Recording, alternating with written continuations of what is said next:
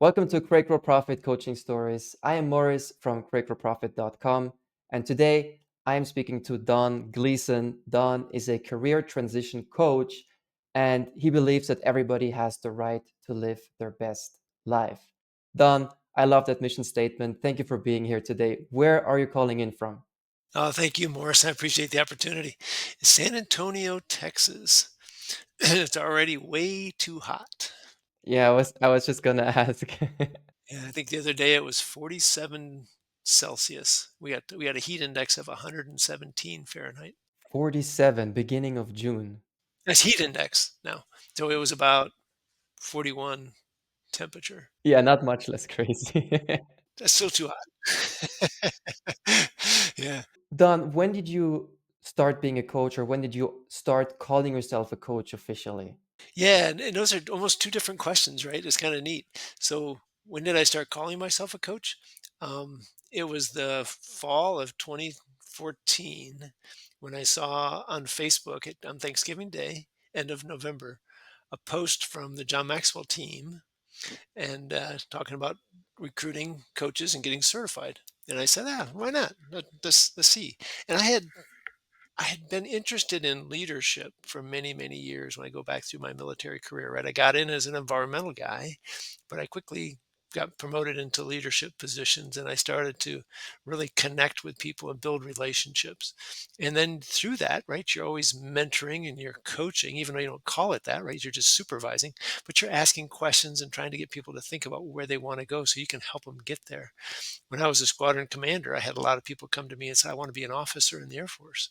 So we sat and we talked, and what is the reason you want to do that? What do you want to do? So you're coaching, right? But you didn't call yourself that.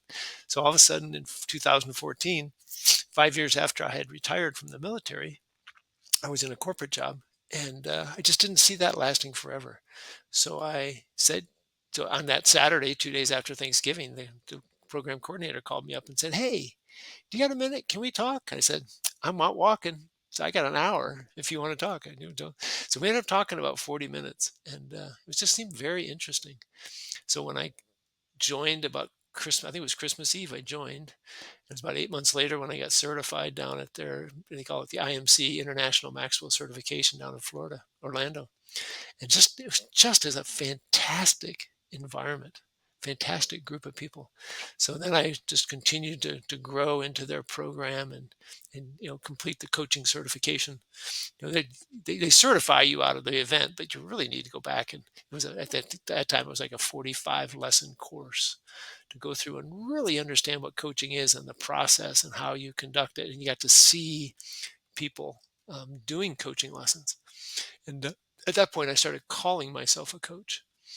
Yeah, it was so amazing.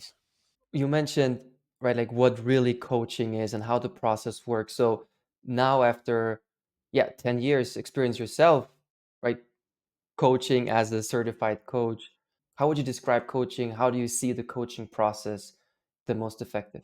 Yeah, that's the hardest thing too, because I've gotten into some conversations where different people disagree, right? What's a counselor? What's a therapist? What's a mentor? What's a coach, right? And you almost can't define one without discussing them. But a coach is one who asks questions to help you think inside yourself to figure out how to get from where you're at to where you want to be. And the premise is really you already know the answer. You know where you want to go. You know what you need to do, but there's something in the way. It could be fear. It could be, you know, I'm going through the book with Brene Brown right now, Dare Greatly. She talks a lot about what holds us back from being vulnerable is shame and fear, right? And how everybody suffers through that. And she gives a bunch of her examples how she's gone through it. And we're actually studying it in a leadership program that I'm a help organize and run. And it's very interesting when you think about all the things that hold you back, right? The fear of success, the fear of failure. There's 8 different fears. I couldn't name them all off my head, but 8 different fears that we go through and we face. So a coach helps you identify it, get past it, and move forward, right? Where a mentor is really one who just they tell you what they've done or what they've seen done, right? So you're giving you advice, but they're not always really asking questions. Now, some mentors ask questions, so they almost move into the coaching realm, then they come back into mentor. And that's not uncommon for some coaches I know. Some coaches like to tell people what to do. So they will at some point tell you what they think the answer is.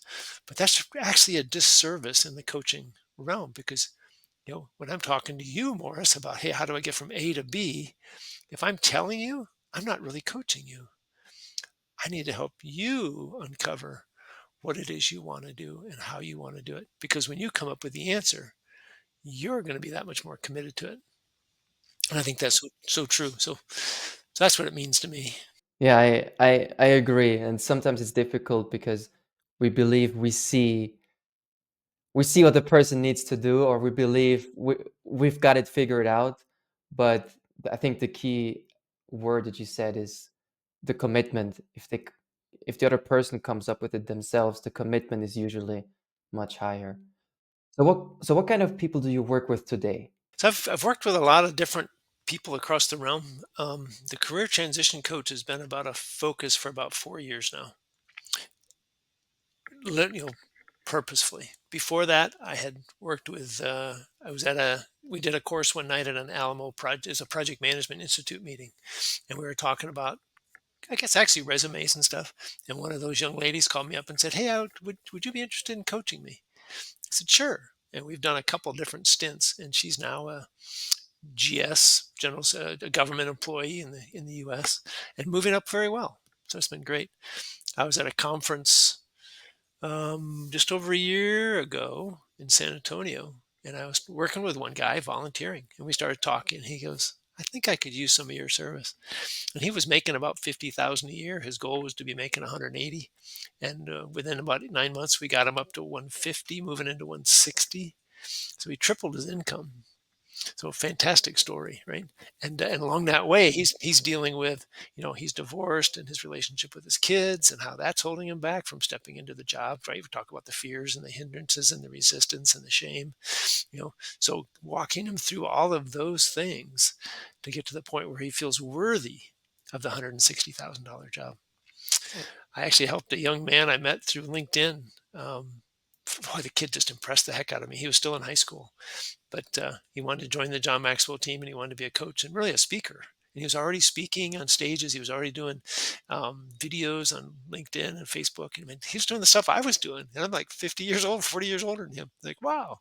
So I was just really impressed. And he actually had me talk to his dad at one point because I wanted to make sure that, the dad wanted to make sure I wasn't selling, trying to prey on this kid. And I said, hey, yeah, let's do it. So we talked through it. And I introduced that dad to another coach just so he got different experiences. And but we advanced him on studying. He was struggling in his studies. He was a really good student, but he was just struggling when he got to college. So we talked through goals and processes and discipline and distractions. And so a lot of different ways I've helped people. um, we started a nonprofit recognizing that I'd helped a lot of people in career transition. In about March of 2024, we started a nonprofit, and I started coaching people directly on career transition. Because a lot of I did 27 years in the Air Force, and a lot of people coming out of the service don't really know what they want to do, and they there's a lot of things that tie into it. Here's a terrifying statistic: 22 military in the U.S. services are committing suicide every day. Military, veterans, and so people that are already out. So you could have got in for 4 years or you retired, now you're out. And they say that 22, they've been measuring it, 22 a day are still committing. And there's a lot of money going in to try to reduce that. And they say that career transition is the number one reason, number one ideation. And they've never done it before. They've never had to apply for a job in whatever years they were in the service. And they don't understand it, and they struggle with the mission, right? I lose my mission, I lose my identity, right? Because I'm a staff sergeant, I'm a major, right? I'm a colonel, whatever. And we see so wrapped up in that identity. And now we come out and we're calling everybody by first name. They call us by first name. You have to earn respect instead of just having respect. So there's so many things that are different, and helping people really understand that transition. I don't know how. I don't know how I had a better perspective of that. Maybe it was because my dad and I talked a lot about that. And he was one who he had his PhD. He came out of Korea, got his bachelor's, his master's, his doctorate, but he would never let anybody use that doctorate title unless it was official business. My father-in-law wanted to put that on the marriage announcement, and he said, "Absolutely not." And the father-in-law went over and said, "But Bill, you earned this, man. You got a doctorate." He goes, "I got that. And professionally, that's my identity. Personally, that's not me. I'm just Bill." And I thought, and that has stayed with me. I was going to say pervaded me, but I'm not sure that's the right word. But it stayed with me, just that perspective of who am I? Now, I'm not Colonel Don Gleason that retired from the Air Force. I'm Don Gleason. And I really enjoyed that when I got out of the service. The first company I went to wanted to put Donald. And I said, "No, I'm Don." "Oh, well, we always use full name." I said, "Yeah, but I want you to use just Don, right? I want to be Don." And I did that purposely. And it was so much fun. Done so many fascinating stories. Thank you for sharing all of them. Sometimes I have too many stories. No, but that's why, right? Like, I think we learn the most from stories like that. Yeah, they're hands on. There's so much generic advice that we can already find online and get from ChatGPT. That's if I can, that's one thing I really try to work with people on in their career transition is telling that story. It's easy to say, I have a master's degree, I have a certification, I've held these positions, right? I've been design engineer or construction manager or whatnot. But what's the story of the problem that you faced and how did you overcome it? How did you solve it? How did you work with other people? And the key thing, what was the result, right? It's not that just you completed the project and made things better, but how much better? What was the problem before, right? You think about a movie. I'm a big follower of Donald Miller and his story brand framework. And every movie and every book, right? Meet the person, you find out their challenge, the guide comes in and helps them, right? And they they move forward and they solve the problem. So the audience is already primed to, if I'm working with you, Morris, it's like, so what was the problem that you faced, right? So when you tell me the problem, now I'm connected and I want to hear how you solved it. But if you don't engage me that way, I'm not as engaged and it doesn't mean the same thing. So I'm really trying to bring storytelling into the career transition. What is one of your favorite stories in your, in the beginning and growth of your coaching business? Oh, that's a great one. So I was talking to an Air Force weatherman. He had been prior enlisted in the service, got his commission, and now he was a major. He's getting ready to retire.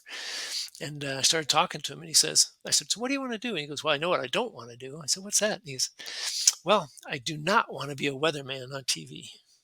I don't want to be on the Weather Channel. I don't want to be on the local news. That just doesn't excite me." I said, "Well, let's delve in. What does excite you?" And he goes, "The thing that what." So we went through jobs he had and stuff, and he said the one job that really excited him was when he was the meteorological support to the oil spill horizon disaster in the Gulf of Mexico. If you remember back, we had a huge oil spill, and it was washing up on the shores and killing wildlife and all kinds of stuff. And there was a three-star general. So this guy was my friend was the representative for weather into that disaster. So he wanted to use weather, not just tell people how high it's going to be and wear sunscreen and all that kind of stuff, but how do we use the weather patterns and thus the wind and thus the waves that would move the oil in different directions so we can predict where it's going and set up buoys or whatever to try to stop it or tell people it's coming or whatever. In fact,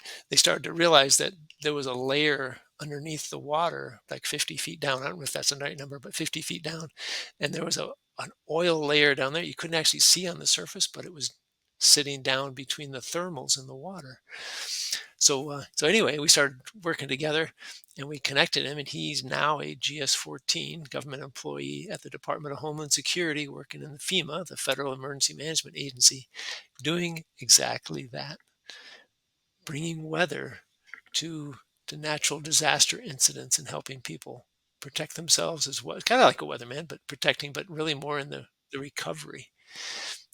So that just to me, it was he's like one of the best cases that I've had. You know, best testimonies. Yeah, that is such a great story, and I wasn't even aware, how many applications identifying weather pattern has. Yeah, there's such. I actually was interested in weather. I did my ninth grade biology project on weather. I mapped out every day where the high pressure, low pressure, the cold fronts, the warm fronts, what was happening. Mapped all that out for like 6 months. And then I went through and did a report on all the things I had learned about weather. And that really lit me up for. I was surprised I didn't actually go into meteorology, but I was more interested in the cleanup of contaminated waters and stuff. So that's where I went. I have one follow-up question in regards to your stories. You've already shared so many exciting success stories. How do you feel about the idea that, not everybody is coachable? So in the sense that how much of the success do you attribute to picking the right people to work with in the first place? A big part. Everybody is not coachable, and it goes back to those pieces of what's happened in their life before. I'm I'm actually talking, not officially coaching, but I'm talking with, and I may coach this gentleman. He actually wants me to coach him, but he's in Nigeria, and he's published a book, and he wants to get that book. He's written a book. He wants to publish it and get it out there, right? And he's asking people for money, and I'm helping him connect with people to make that conversation and to grow his audience so that he can reach out. And there's always the pushback of, I don't know enough people. I don't have any money, right? I'm not like you. We're in Africa, we're in Nigeria, we're not like the US. And it's all these limiting beliefs that are holding him back from moving forward. And I just slowly am asking him questions and giving him opportunities. He got, was it last week Friday? Yeah, it was. He got on a the Rise to Greater Heights Summit. Is a young lady from Africa who now lives in Canada, and every Friday she has about 3 to 4 speakers. I was there about a month ago, and you get 15 minutes to talk. And then they have some Q&A, and I got him on there last week, and I started opening up his eyes to an opportunity. I said, now we can do that just like this podcast, right? We can just podcasts around the world. I can get you on podcasts around the world to start telling your story, to open your audience. And then we got to think about the other pieces of that is how people connect with you and get them on their email list and you start talking to them, right? So, but it's been a journey of 4 or 5 months to get him thinking through that. So yeah, coachable and teachable is very important. When we did the military transition nonprofit, that was our first interview. All of this is, are they coachable and teachable? Will they take advice? Will they take action? And we had a number of people who just always gave us the reasons why they couldn't. There was a good quote yesterday. I was listening to the Craig Rochelle. He's a pastor, his podcast, and he was talking to another pastor. And then the second pastor made the statement. He says, if you spend all your time fighting for your beliefs, you're going to get to keep them. But wouldn't it be better to overcome your beliefs and see a greater potential and move to the life that you really want? And I thought, that's exactly right. So that's what coaching is helping people get past those limiting beliefs to see what the potential they have is all about. Yeah, thank you for giving such a good answer, Don. Speaking about clients, working with the right clients, how did you find your first batch of clients? And it's really been just getting out everywhere and talking. So some of my first clients were friends. I went out and they started seeing me on Facebook and LinkedIn. And I started talking to people when we went to, we have a group here in San Antonio called Gears and Beers. So it's Air Force civil engineer community that are here in San Antonio. And we go to a different brewery once a month. And we just sit and talk. And not everybody's the same people that go. So you get to see different people. And it's through that and another organization called SAME, Society of American Military Engineers. I see some of that same group there. So they start to know that I'm coaching and they connect me with other people or they ask if I could help them. I've had friends from actually was in my wedding. We reached back. She was a CEO of a company that she kind of got pushed into because her husband started the company. Then he got into a bad accident and he had to step away. So she took it on for 30 some years. Well, she's an artist. She wants to paint. And because I'm 65, she's like 63. You start to see the end of your life coming. It's like, I haven't done the thing that I really want to do. Like we said, you have to leave your best life. So we walked through how she could step away from the business and move into her own business. And it was so rewarding to help friends. So, friends, acquaintances, and then I just started going to chamber meetings and to Rotary groups and to um, project management meetings and just starting meeting people and talking to people and just pick them up in different places. Wow, so, sounds like in-person networking was your first marketing strategy. Definitely. You summed it up very well. And I'm really curious when I mean, you also mentioned posting on Facebook and LinkedIn. How did you present yourself? Like, were you very clear on, hey, I'm coaching now, and I can help you with this and this, or how did you introduce yourself and present yourself? I'm always talking about um, challenges.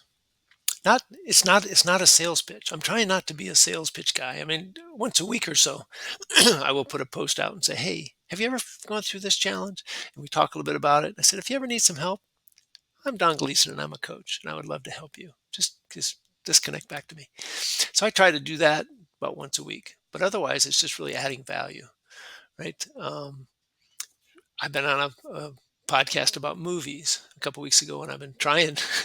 We were supposed to be doing the recording last night. He's out of New Zealand, but we've tried 3 times, and his family keeps getting sick. Or last week it was a major storm, knocked out all the power. So we've tried 3 times. We haven't been able to make it work. So we're still gonna make it work. But it's about picking a movie, and why is that movie important to you? So I put it on social media. So what is it about movies that interests you? I said, because there's a whole bunch of movies that I'm just not interested in. And the question is why? Like my friends are always talking about it and stuff, but I just have no interest. Right. And there's ones that I watch that they have no interest. What is it that drives that? And I think it's truly our beliefs and our feelings about different things.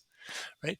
You go to the conscious mind and the subconscious mind, and in the subconscious mind is all your beliefs and all your resistance and all those things that shape your thoughts and your actions and thus your results. So tapping into what are really my beliefs. We go through life without really doing that. And that's again a great part of coaching, right? We make people through questions. Let me say that again. We invite people through our questions to delve into their subconscious mind and understand what's advancing them or holding them back. Perfect example, my coach, this was 5 years ago. She asked me the question. We were talking about money and time. It was really about time. And I mow my own yard. I do a lot of my own yard work. I maintain cars. I do cleaning around the house. I do a lot of things. She says, "Why don't you hire that out? Why don't you hire a yard boy or take it to the garage, cars to the garage and stuff?" I said, "Well, I really enjoy it." She said, "I want you to think about that this week." So I went out walking and I thought, "Oh, I'll think about that for 20 minutes. That should be easy." Hour and a half later, I'm still thinking into it. How my dad influenced me, how my brothers influenced me, how my friends influenced me, right? How did that become my belief? How is that impacting me? Is it really, do I really enjoy it? Or have I convinced myself I enjoy it? Right. And is that the best use of my time? Why? And part of the reason I do my own yard work is because on Saturday I get to go out and mow, and that's how I get 10,000 steps on Saturday. I'm trying to get 10,000 steps a day because I have bad knees, and if I do 10,000 steps a day, it keeps them lubricated and the pain is less. So it's part of what I do. I'm either going to go to the gym while somebody else maintains my yard, or I can maintain my yard, and I get a certain pleasure out of it, right? Of seeing it. I've had a whole bunch of grass problems in the front yard, and I've almost got it now looking really good. And there's a certain satisfaction every time I drive out the driveway. It's like, I did that. Yeah. So it's there's fun to it. But you can't do everything. So you got to figure out what you can do. Yeah, no, I resonate with that. Some of those feelings are priceless, but that level of satisfaction. But I really want to quote you on something you just shared. Am I doing it because I enjoy it, or have I convinced myself that I should be enjoying it? That question, I can imagine when you ask clients that question, that will open up deep rabbit holes on certain topics. especially when we consider our bigger mission for life, right? And how many things, which things have we convinced ourselves that we should be enjoying? But in reality, those things are stopping us from achieving the bigger overall missions or dream. That's right. That's too often. Oh, really? Do you discover that this happens often? Oh, yeah. We're all going through stuff. Somebody made the comment in one of the books, I think it was Brene Brown's book, that none of us escape adolescence. No, it was Darren Hardy. None of us escape adolescence without being impacted by our parents or the neighbors in some way, right? If you truly believe that your parents did the best they could, right? They had certain lack of abilities in some way, right? They had things that were going through. My dad went through Korea, right? And he suppressed a lot of things. And he, through the military, had a certain way of leading his kids. And it was more directive. Wasn't always good communication. And so did we pick that up and start working our kids that way? Yeah. So how do we recognize that? My wife and I've talked a number of times about, hey, you're kind of acting like your dad in this place. I want to present to you another option, right? And we stop and we talk about it. And I say, yeah, I think I like that better. I can imagine that definitely takes a highly coachable personality to receive that feedback. Yeah, every time she says that, you're acting like your father, I get very defensive. Yeah, because I loved him, right? Not to say we had the best relationship, but we did good, better than most, not as good as some, right? But I learned to respect him. How about yourself? Where do you get your clients from? Mostly from social media and then using my content on social media to do the same thing you do, starting up a conversation. But I like to post content and then people who engage with my content regularly or often or write a comment, then I reach out and I just try to have a conversation with them. Here's an interesting point. You'll go through, and this is for the new guys, right? Like your audience. You'll start posting on social media, posting on social media, posting on social media, and you get like no response and you get discouraged. A year ago, this conference where I picked up this other client, the first day we finished the big session and we start going to the breakout sessions. And some of my peers that I'm working with, senior leaders in the military still, and I start walking down the hall with them and they say, Don, I love the stuff you're doing on social media. I love the questions. You make me think.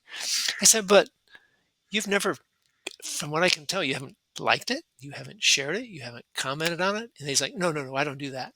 I don't do that at all. But I'm watching, and person after person after person after person. And now, because they're watching, I start getting referrals. Hey, Bob, Jane, whoever said I need to connect with you because what you're doing on social media, what you're doing in career transition. Can we talk? Yeah, you bet we can. Right. So you just never know who's watching you, especially on social media. Oh, Don, thank you so much for bringing that up. That is, I mean, I've had posts that I thought failed, but then because of that post, somebody booked a call with me. And on the call, when I asked, so how did you find out about me? It was that post that I believed was a failure. That was the reason they wanted to talk to me. And yeah, eh, there's so many examples to support your experience. It's exactly like that. A lot of, especially I think when we think about which people we want to work with, in a sense, we want to work with people who are ready for change, action takers, right? We talked about being highly coachable.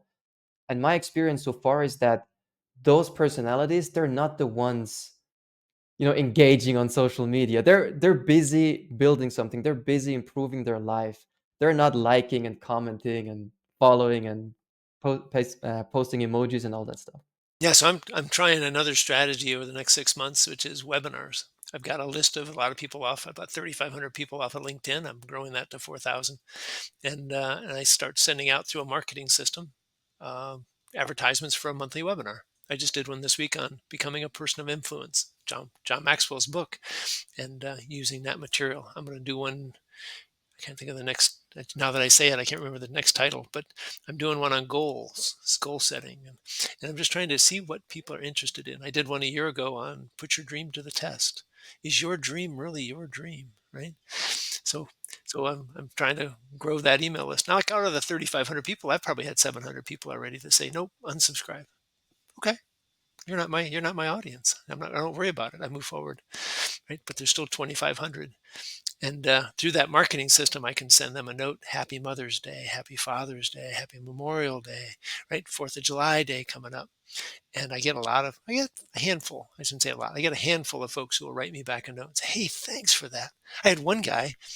What was that? I did one month and a half ago, like maybe on imposter syndrome. And he caught me at a session that morning. We were helping some military in their transition. He pulled me aside and he said, "I want to tell you what an impact your email this morning had on me." I'm like, "Really?" So you're impacting people when you don't even know it. Yeah, that is so true. Don, that is very inspiring to hear from you. Now, when you look back to your journey as a coach, building your business, your practice, what is the number one advice you would give to starting coaches to, get clients sooner and easier? You're going to hear this a lot, and we all naturally resist it, and you just have to do it. Figure out who your clients are. What problem do you solve and why, right? So when I first got certified, I wanted to teach leadership to architect, engineer, construction firms, right? And I got no advancement on that. I wasn't getting any clients. I wasn't even getting nobody was talking to me about it. And I was like, that's what I really want to do. Why doesn't this work? But what really resonated was me helping military, particularly in that transition. So I was at a conference. I went out to the pool and I said, I'm going to sit here until I figure out which audience. And I started praying and thinking and just started. I didn't really walk away with a clear answer, but except I'm going to pay attention. And God kept giving me more and more opportunities in the career transition space, give me more clients in that space. It's like I think I'm hearing something. you ever you ever watch the one movie Back to the Future? McFly. I think I think I'm hearing something. So I started moving in that direction. It just took off. So the one advice is to really understand what message do you have, what's in your side of you, right? What's that passion, who's listening, um, and what problem are you solving for them, and where can you find them, and then move in that direction and do the work with a business plan and all those different things to figure out what you need to do. Too often we just jump in and just say, I'm a coach, who wants to be coached? And most of them are like, no, right? Again, limiting beliefs, right? And most of us think of a coach as that person on the sidelines on a football game or a baseball game or hockey, and that I have to be the expert in what area, whatever area. Somebody's in medical. Well, you can't coach me because you're not in medical. You can't coach me because you're not in human resources. I'm not going to coach you on the technical aspects. You know that. I'm going to coach you on how you're employing that, how you're advancing in that. Oh, okay. So I think that's the biggest thing is you got to go back to do that work up front. I didn't, and I had to go back to it. And now you can help others do it faster. That's the beauty of Don. I feel like this is almost turning into a really, really good marketing masterclass for coaches. Thank you so much for being absolutely transparent about your strategies, the things that worked for you. People listening to this, how can they reach out to you? What is the best next step? I'm about ready to launch a new website, so that's maybe not the best way, but LinkedIn. I'm the only Don with a middle initial L for Leonard Gleason. So Don L Gleason, and you'll see career transition coach. And just ask them to connect with me on a message and say, "Hey, I met you here on with Morris on that podcast, and I would love to have a conversation with you." I always try to reconnect with folks, and if they want to talk a little bit about, "Hey, I'm struggling in this area of career transition," hey, let's just get on and have a complimentary phone call and see if I can help you. I guarantee I will give you something in that call that will help you. And if we decide to move forward and work together, that's great. If not, hey, at least I helped you. That's where I'm at in life. I want to help people. Don, that's beautiful. I will put the link to your LinkedIn account below this episode. Thank you so much for your time. Thank you for coming here and sharing all of this, Don. Thanks for the opportunity. Really appreciate what you're doing.